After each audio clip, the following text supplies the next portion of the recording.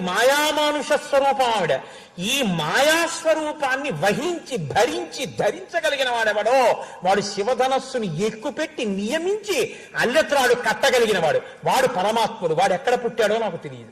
వాడు నరుడిని తీసుకొచ్చి భర్తగా పెడదామంటే వాడు చేసుకున్న కర్మకు పుట్టిన నరుడు భర్త కాలేడు. సీతమ్మ రాముడు ఎవరో చెప్పగలదు.